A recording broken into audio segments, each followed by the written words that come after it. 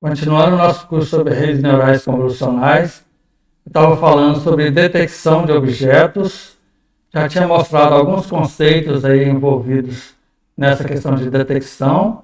Nessa aula especificamente, eu vou falar agora mais detalhes do algoritmo chamado YOLO. YOLO vem desse artigo aqui do Redmond e outros de 2015, You Only Look Once. Então, as iniciais aqui de YOLO, que significa que eu vou passar a imagem pela rede uma única vez. Vou, então, conseguir detectar objetos em tempo real. Então, a ideia do YOLO é o seguinte, ele vai pegar a imagem que eu quero passar pela rede para detectar objetos e dividir ela em células. Então, nesse exemplo aqui, eu tenho 9 células. No algoritmo original do YOLO, ele usa 19 células, 19 por 19. Eu vou usar 3 por 3 para ficar mais fácil de explicar. Ele divide a imagem em uma grade de células e vai classificar cada célula. Então, para cada célula dessa aqui, eu vou fazer uma classificação se ela tem um objeto ou não e a localização dele. Na verdade, ele vai ver se cada célula deve ter um centro do objeto. Então, os rótulos aí para cada célula são aqueles que a gente já viu aí, né? Eu vou rotular aqui uma célula que tem uma determinada imagem, vai receber aqui o PC, que é o primeiro valor aqui desse vetor, vai ser 1, e se não tiver uma imagem, recebe 0. Se tiver uma imagem, então aí vem o centro da imagem, que é esse BX e BY, a largura e a altura da caixa delimitadora. E depois a codificação das classes. Então, nesse exemplo aqui, eu estou considerando que a classe 1 aqui é o gato, e as outras, então, são 0. Agora, se não tiver um objeto na célula, por exemplo, aqui nessa célula desse canto aqui, ó, então ele vai colocar 0 no PC e o resto não importa. Então, o que vai acontecer é que no máximo um centro por célula. Então, ele consegue, nessa estratégia aqui, detectar um centro para cada célula no máximo. Então, se tiver 2 objetos na mesma célula, eu vou ter um problema. Daqui a pouco eu vou mostrar como corrigir parcialmente isso. Agora, a altura e a largura da janela delimitadora, elas podem ultrapassar o limite da célula. Então, por exemplo, aqui nesse exemplo aqui do gato, o centro, que é essa bolinha vermelha, está nessa célula aqui, ó. Mas a caixa delimitadora vai ultrapassar essa célula. Então, o YOLO vai funcionar dessa forma. Então, se eu passar essa imagem aqui, dividida em 3 por 3 células, 9 células, por uma convnet, de acordo com aquilo que a gente viu atrás, uma rede totalmente convolucional, eu vou ter uma saída 3 por 3 por 9. 3 por 3 é por causa da quantidade de células aqui, 3 por 3.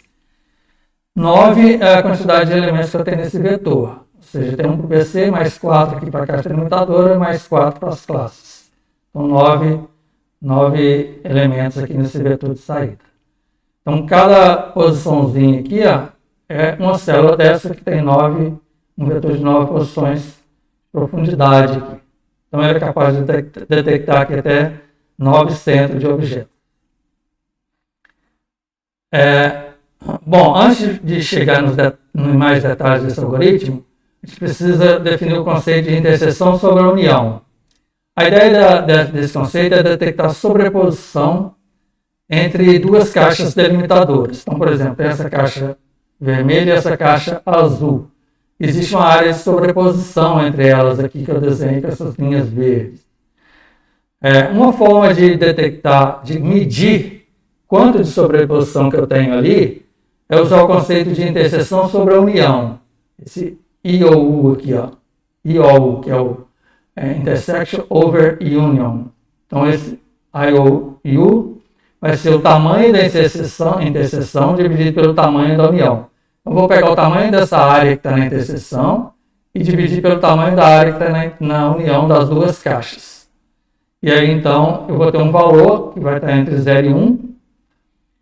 E eu vou dizer que existe realmente uma sobreposição considerável ali se essa medida for maior ou igual a meio.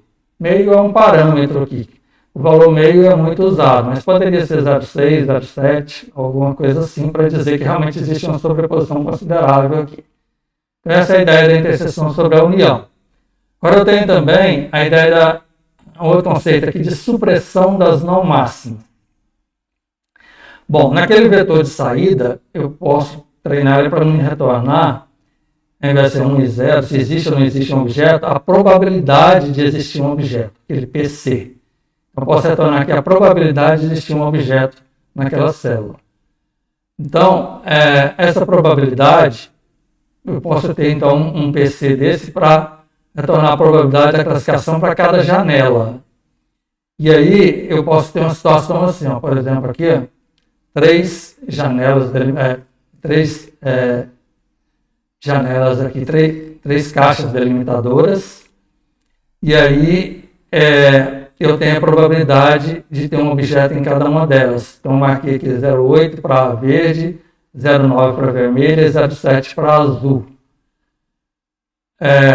Então, suponha que eu tenho um resultado assim, então eu posso ter essas probabilidades para cada caixa delimitadora dessa. Então, existe um algoritmo chamado algoritmo de supressão das não máximas, cuja ideia é descartar as caixas delimitadoras que não maximizam a classificação a delimitação desse objeto. Então, a ideia é o seguinte, vamos supor que eu tenho aqui essa imagem que eu dividi aqui em 6 por 6 células, então tem 36 células nesse exemplo. E cada célula então vai ter uma predição desse tipo aqui, ó. Vai ter a probabilidade de ter um objeto naquela célula. Se existir, vai ter aqui o centro, a altura e a largura dele e a classe codificada aqui. Então, esse algoritmo de supressão das não máximas vai falar o seguinte: primeiro você vai descartar todas as caixas com probabilidade menor ou igual a 6. Então, eu posso ter caixas aqui em vários lugares, né? Aqui eu estou mostrando só 3, mas eu posso ter aqui caixinhas em várias outras células, e pegando partes do gato e outras que às vezes detectou errado, acha que tem um objeto, mas a probabilidade é baixa. Então, o primeiro passo é descartar todas as caixas com probabilidade menor ou igual a 6. Então, aí já elimino muita coisa aqui. Aí depois eu entro nesse loop aqui, ó. Enquanto houver caixas restantes, eu vou retornar como predição a caixa com maior probabilidade, com maior PC, ou seja, maior probabilidade. Então, as forças sobraram essas 3. Então, aqui tem maior probabilidade, essa vermelha que é 0,9. Então, eu vou retornar isso aqui. Isso aqui é uma predição que o algoritmo vai dizer que existe um objeto ali. E depois ele vai descartar qualquer caixa com aquela medida de interseção sobre a união maior ou igual a meio, com essa caixa predita no passo anterior. Ou seja, ele vai predizer a 0,9, que é a vermelha, mas existem outras que têm uma sobreposição grande com ela. Para ele não retornar e falar que tem 3 caixas aqui com 3 objetos, quando na verdade só tem uma, como essa sobreposição é grande, a hora que eu calcular a sobreposição da caixa vermelha com a azul, por exemplo, usando aquela medida da interseção sobre a união, isso aqui vai dar maior que meio. Então aí ele vai descartar a caixa azul. Aí vê a verde aqui, ó, vai acontecer a mesma coisa, vai dar uma sobreposição maior que meio e vai descartar a verde. Então nesse exemplo sobraria só a vermelha aqui, ó. Aí estaria uma outra forma de eliminar as outras caixas que tem então sobreposição com uma que tem a maior probabilidade. Bom, esse algoritmo é um loop, então ele retorna e vê se ainda tem mais caixas restantes. Por exemplo, se tivesse outras caixas aqui, ó, com outros objetos, por exemplo, que não tivesse sobreposição com essa vermelha ou sobreposição pequena, poderia estar detectando outro objeto. Então esse algoritmo continua e pegaria de novo aqui a que tiver a maior probabilidade e verificaria se tem outras com interseção com ela e descartaria. Então ele vai ficar aqui de forma que ele retorna no final só aquelas que têm alta probabilidade e que não têm sobreposição com outras. Então a ideia do algoritmo de sobreposição das não máximas que vai ser aplicada aqui pelo algoritmo YOLO. Bom, antes de terminar o algoritmo YOLO, ainda tem a questão da chamada caixa âncora.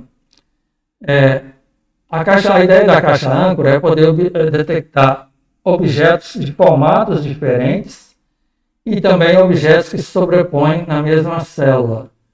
Então a ideia é que eu defino, ao invés de definir uma caixa delimitadora de um certo padrão ali, uma única, eu posso definir vários formatos. Então, por exemplo, eu posso ter essa caixa 1 aqui, ó, minha Anchor Box, né, a caixa âncora 1, nesse formato mais com a largura maior.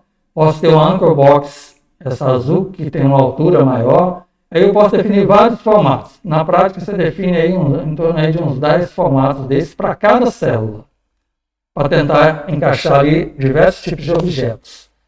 Então, por exemplo, uma pessoa se encaixaria mais nessa Anchor Box 2 aqui. Já um carro, por exemplo, teria mais essa Anchor Box 1. No caso desse exemplo aqui, eu tenho o cachorro, que está dentro dessa caixa âncora vermelha, e tem uma pessoa que, mesmo estando agachada aqui, ela é mais alta do que o cachorro, estaria dentro dessa caixa azul. Então, dessa forma, eu consigo encontrar mais objetos de tamanhos variados, formatos variados. Então, a ideia é que eu tenha várias caixas âncoras dessas para cada célula. Aí eu codificaria elas assim, ó. Então, ao invés de ter um vetor só com um PC, as posições da caixa e as classes, eu vou ter um desse aqui para cada caixa âncora. Então, se a minha célula tem duas caixas âncoras, eu vou codificar assim, a Anchor Box 1 aqui com o PC, o centro, altura e largura, mais as classes. Depois eu codifico na sequência a caixa 2 com a probabilidade, o centro, a largura e altura e mais as classes da segunda Anchor Box. E aí, se eu tivesse vários, eu codificaria nessa sequência aqui, uma para cada Anchor Box. Então, esse tamanho da Anchor Box teria que ser pré-definido aí, cada um com um tamanho e um formato diferente. E aí, a principal questão disso é poder detectar dois objetos que têm um centro na mesma célula, como nesse exemplo aqui. Ó. Então, suponha que o centro dessa caixa vermelha, que está o cachorro, esteja aqui. Ó. E que o centro da caixa azul, que está a pessoa, também esteja nessa mesma célula aqui. O YOLO, como eu falei antes, ele era capaz de detectar um objeto por célula. Com a Anchor Box, ele passa a ser capaz de detectar um objeto por cada caixa âncora. Ainda existe a possibilidade de ter dois objetos na mesma caixa âncora, mas aí é uma probabilidade mais remota e que ele não consegue detectar. Então, nesse exemplo aqui, eu estaria detectando esses dois objetos, o centro deles nessa célula aqui, com as bordas azul e vermelha. Ok? Está entendido? Então, a ideia é codificar isso aí. Bom, para essa caixa âncora, o que eu faço na hora de fazer o treinamento, né, de definir as caixas aqui para cada imagem, tendo o padrão lá das caixas âncoras, eu vou encaixar as caixas âncoras dentro dos objetos que eu tenho da imagem, de forma que o centro e essa caixa âncora, a célula, eu vou definir como o correto, né, aqui para o treinamento, aquele que tiver a maior interseção sobre a união. Ou seja, se tiver várias caixas âncoras que se sobrepõem ali, eu vou fazer aquele cálculo de interseção sobre a união e deixar só o que tiver o maior valor. Então, dessa forma, eu vou ter uma caixa aqui de treinamento para cada objeto. Então, aí que eu vou definir qual delas, né, qual formato que eu vou usar para treinar, encontrar aquele objeto naquela imagem de treinamento. Aí, depois de treinado, aí vem, então, a detecção. Então, para a gente terminar aqui a ideia do algoritmo YOLO, então, na hora de treinar o algoritmo, eu rotulo cada célula daquela forma que eu falei ali, né? Então, aqui tem o PC, a caixa limitadora e a classe para cada caixa âncora. Então, nesse exemplo, tem duas. Eu vou rotular, então, usando essa ideia aqui da que tiver maior interseção sobre a união, para definir qual que é a caixa âncora que tem o centro do objeto.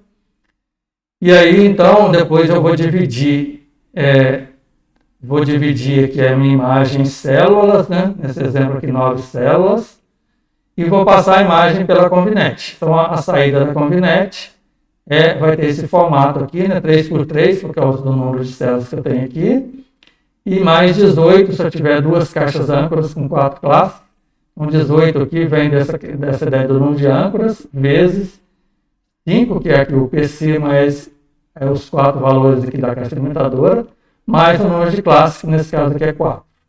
Então, esse pedacinho aqui, no meu caso dá 9, né? 9 vezes 2 caixas âncoras dá 18. Então, aí eu posso ter quantas caixas âncoras eu quiser, quantas células eu quiser. Então, essa é a ideia padrão dele aqui. Então, eu vou treinar ele dessa forma. E na hora da predição, então, eu vou passar pegar a imagem que eu tenho aqui, né? A gente já viu que eu consigo, então, uma única passagem pela Convinet, retornar um resultado, retornar essa saída aqui, né, 3x3 por 18 para a imagem inteira, então por isso que era muito rápido. E na predição, então, eu vou passar a imagem para a Convinet e obter essa saída predita aqui. Bom, mas depois, com essa saída, eu tenho só essa questão de cada caixa âncora, se ele tem ou não um objeto ali, de uma determinada classe. Nesse caso, eu tenho duas caixas limitadoras preditas por célula. Aí, então, vem aquela parte de descartar de baixa probabilidade, vem aquele algoritmo de supressão das não máximas. Então, depois que a Convinet me retorna isso aqui, eu vou pegar esse vetor e vou olhar, então, e descartar as predições de baixa probabilidade, ou seja, todas as caixinhas, todas as anchor boxes aqui, de todas as células aqui que tiverem a probabilidade baixa, tipo menor que 0,06, eu vou descartar. Primeiro passo. Depois, para cada classe, para cada que detector que é da classe 1, ou seja, para cada classe, para cada uma dessas classes, eu vou usar aquela ideia da supressão das não máximas para gerar as predições finais. Ou seja, eu vou usar essa ideia aqui de entrar nesse loop, pegar a caixa que tem maior probabilidade e descartar aquelas que têm sobreposição alta com ela, aquela interseção sobre a união maior que meio, como esse caso aqui. Descarta e deixa só uma delas, então. E aí, enquanto houver caixa de uma determinada classe, eu vou fazendo isso até sobrar, então, só aquelas caixas de alta probabilidade sem sobreposição. Então, essa que é a ideia do algoritmo YOLO, que é um dos algoritmos mais usados aí na prática. Na verdade, existe hoje um algoritmo que tem um resultado até melhor do que o YOLO, que usa uma ideia de regiões, mas ele é mais lento. Então, o YOLO ele é muito rápido, ele tem essa grande vantagem. Então, eu consigo detectar, por exemplo, em um vídeo, assim, pegando as imagens de cada frame, consigo detectar vários frames por segundo, ali, detectar objetos em vários frames por segundo. Então, ele é muito eficiente, além de eficaz também. Então, é um dos algoritmos mais usados para detecção de objetos. Então, essa é a ideia dessa aplicação que eu queria apresentar nessa aula. Ok? Então, eu espero que vocês tenham entendido bem aí esse conceito dessa aplicação de redes de detecção de objetos, usando, então, as redes neurais convolucionais.